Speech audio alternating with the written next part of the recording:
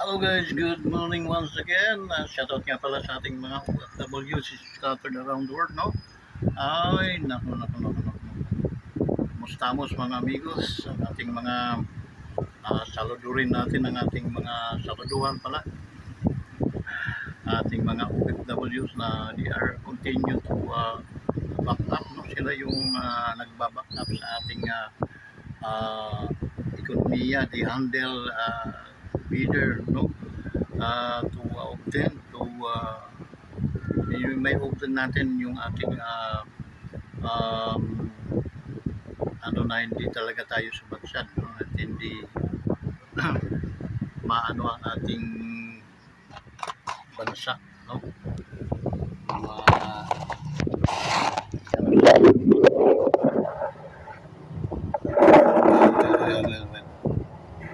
And guys, nagmo-monitor tayo sa sa Senado, no? There is something wrong behind, no? Because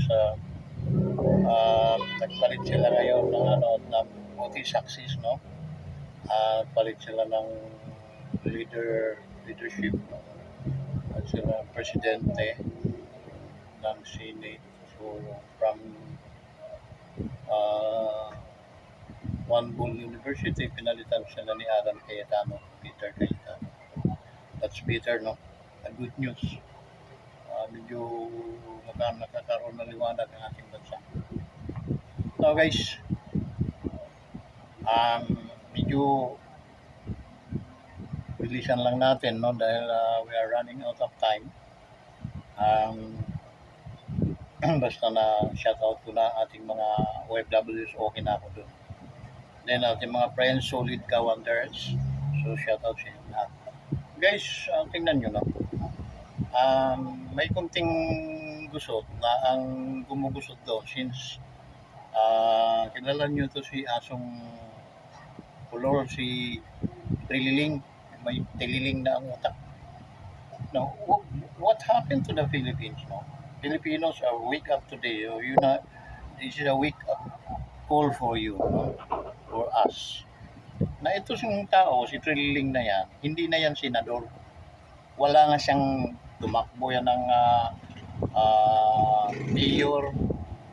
Talagang sa kangkungan pinulot, no?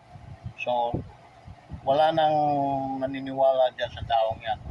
And then during Duterte regime, yan ang mga nagbibintang gumagawa ng mga mga kaso para siraan ng Duterte. Now, yung mga biko, yung mga mga ginawa niyan, at na-survive yan hanggang ngayon, buhay pa yung animal na yan, no? And then, isa siya sa kasama ng mga NBI para dakpin si si Senador Bato. Oh my God. Para kayong ganito ang senaryo niya, no?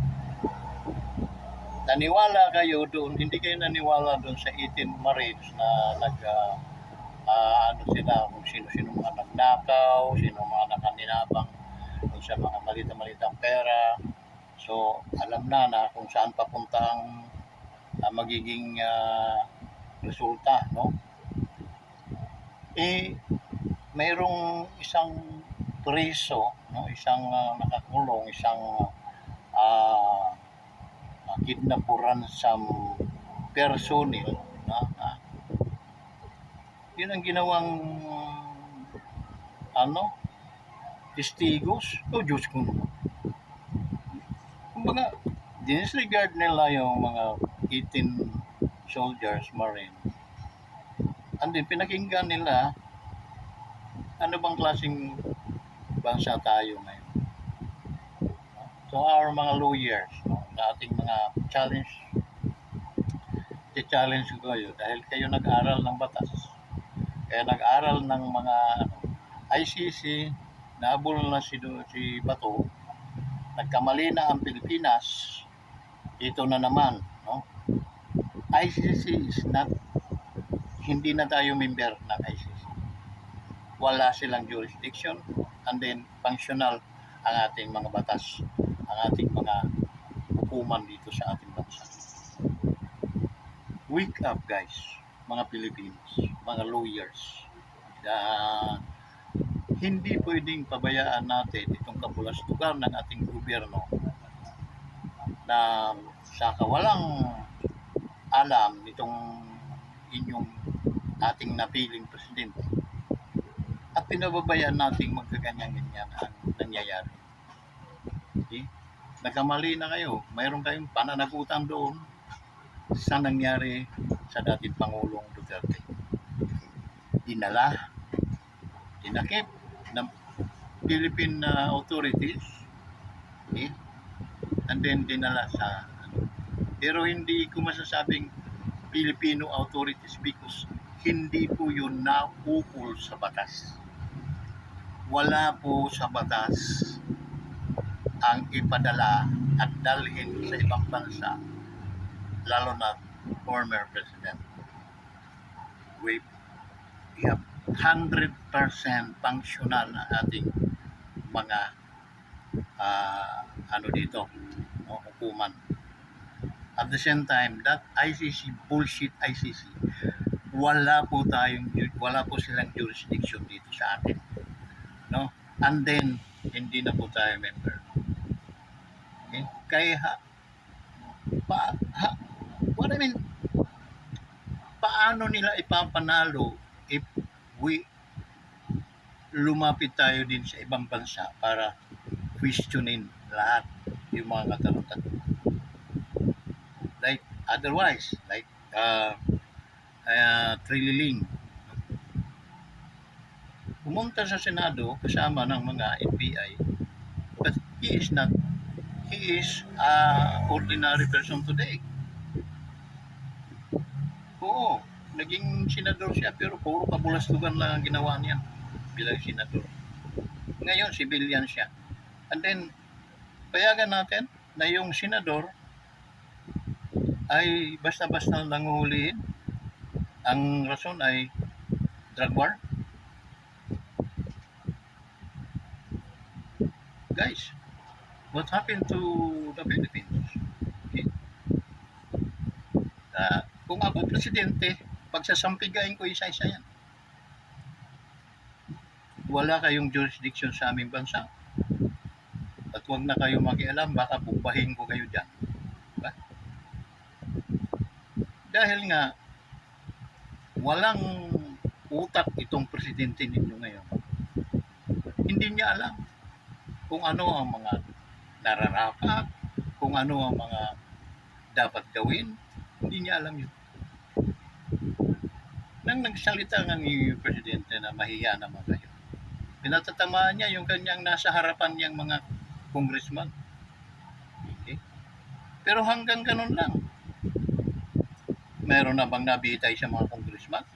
May nabitay na ba sa mga mga nagkasala?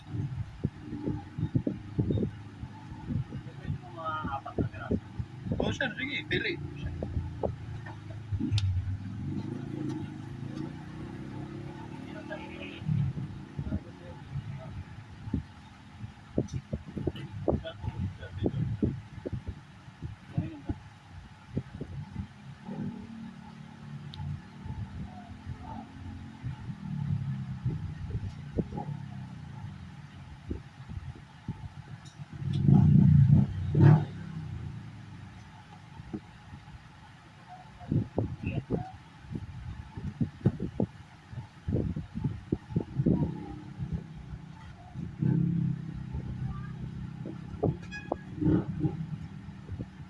Forty, sir.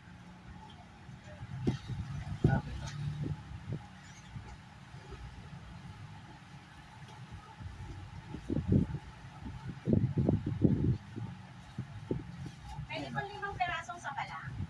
Pwede nga isa eh. 5 pa.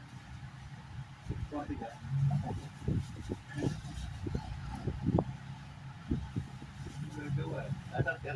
Napili mo na buwan. Yan ako.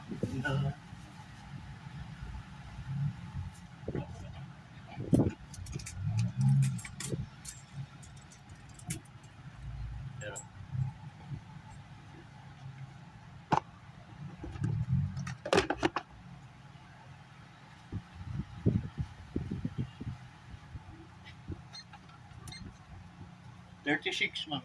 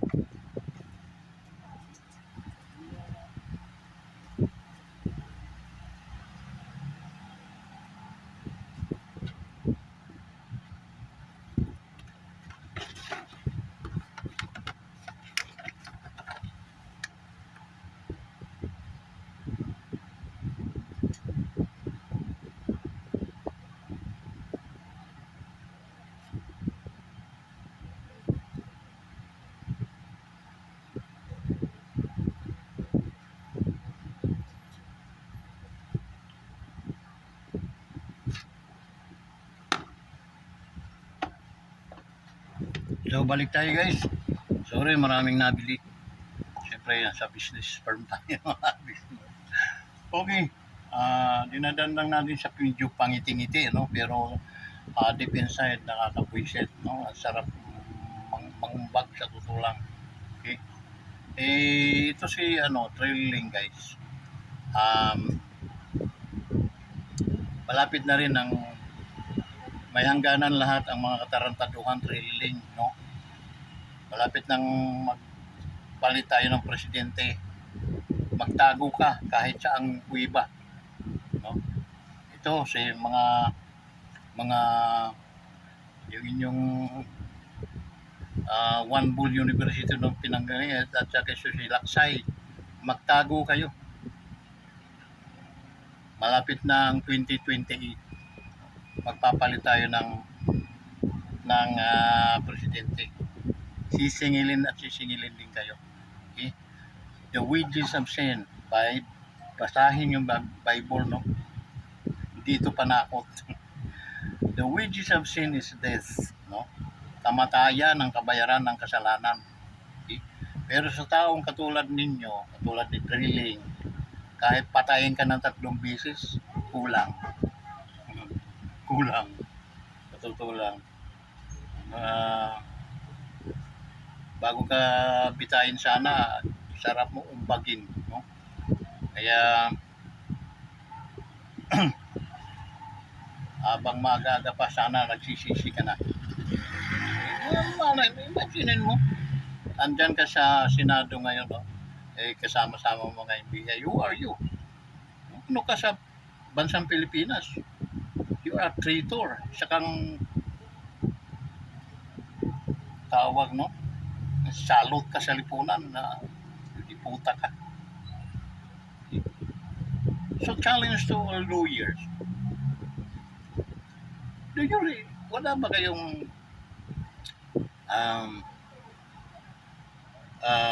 ideas how to protect our fellow men? Okay? Nadadalhin, gagawa na naman mga illegal na mga paraan. It is an illegal because ICC hindi na nila tayo under, hindi na nila tayo member, hindi tayo member ng ICC. At the same time, ICC is walang jurisdiction sa Pilipinas. Malinaw. Doon pa lang, hindi nyo ba magpasalamat kayo, hindi po ako abogado. Ako abogado, napakatinik siguro ako sa ngala-ngala ng mga tarantadong tao. Okay? Kasi, tulad yan, Drilling is a ordinary tao. Sabihin pa natin, naging senador yung umag na yun. Tapos na. yung kanyang pagiging senador. Hindi na siya ibinuto ulit ng mga tao dahil wala ng tiwala ng mga tao. Ganun lang kasimple. No? Ano papayagan ninyong ganyan? Ganyan-ganyan? Kulong ninyo yan.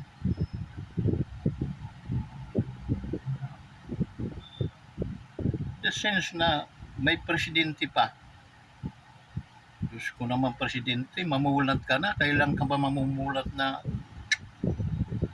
it is your, nakagawa ka na ng pagkakamali kay Pangulong Duterte. Dapat natuto ka na. Sign po yan ng walang kaalam-alam na klaseng nilalang. Because hindi mo alam, ang papasukin mo palaging mga ay puro problema. At ang nagsasuffer yan sa mga problema ang pinapasok mo ay ang Pilipino. Ang ating mga kapwa Pilipino. So yung paman, kailangan maging eye-opener na. Missing ka na, and then taas mong mga kamay mo na you decide what is the best decision na upang makita na mayroon palang presidente, mayroon palang naglulukulukuhan lang pala itong presidente ito. Ngayon na nagising na. Wake up, President. Igala mo mga mata mo sa mga nangyayari ngayon sa ating lipunan. Puro mga bintelo. Magbabaluktot ng batas. Hindi po maganda yan. Pangulong Presidente. Pakita mo ikaw ay hari na mayroong sapat na kaisipan, sapat na tapang, sapat na kalaman. Hindi yung puro ka na lang, Diyos ko, klase presidente ka ba? Yung iyong spokesman na ano ba yun, si Castro, tanggalin mo na yun. Yun ang babaeng nagbabaon sa iyo sa kumunoy. Di more na maraming nagagalit dyan dahil sinungaling. No? Walang ibang inano kundi Duterte. Yan naman ganyan. Malaking utang na loob kay Duterte. Kaya dapat sinasampiga mo yung ano mo doon. So mong sirain ang mga Duterte dahil laki ng utang na loob namin mga Marcos dyan. Pero dahil inutil ka nga siguro, hindi mo yan magawa. Ngiti-ngiti ka lang iro kasi payusi-yusi. Yan lang guys, no? Wake up, buksan niyo yung mga mata, mga lawyers, no? Gawa kayo ng paraan. Para ikulong niyo yan si Trililing. Yung silbi ng ninyo, yung knowledge ninyo, no? Tapos hindi naman kayo walang magawa sa mga ganito mga sitwasyon. So doon sa mga kaibigan man natin na mga mananampalataya, tuloy tayong manalangin. Panalangin pa natin itong ating bansa. Makarecover tayo sa mga masasamang mga nangyayari. So masakit guys. Kita ko kung paano manakbo ang ating senador, Bato, para lang makarating doon sa nila. Okay. So, hindi naman dapat mangyari yun. Binoto yan sa buong Pilipinas ng tao para maging isang senador. Okay. Ahabol-habulin lang nitong mamansahin lang itong binansagang Trililing na wala nang naniniwalang tao sa kanya.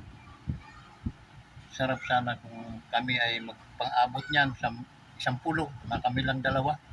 Papalatan ko talaga yan.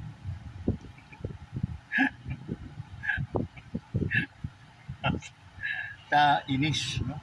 Nakakainis na yung mga tao na yan, dapat yan ay mga pinaring squad na, okay, sinilya itrika, kasi nakakagulo lamang sa ating bansa. So yun guys, no, sana malampasan ni Senadora Bato de la Rosa. Sir, keep up the good work lang. Andito kami. I'm founder Joshua, no? Sa Guardians. Mano po sa mga nakakataas. Mabuhay po ang Guardians Pilipinas. So, yun lang guys. At hindi ko lang matiis yung aking sa mga nangyayari ngayon. Makiisa tayo. Saw-saw tayo sa mga nangyayari. Yung mali, tama. Ay tama. Hanggang dito na lang at maraming salamat po sa inyo lahat. Bye-bye.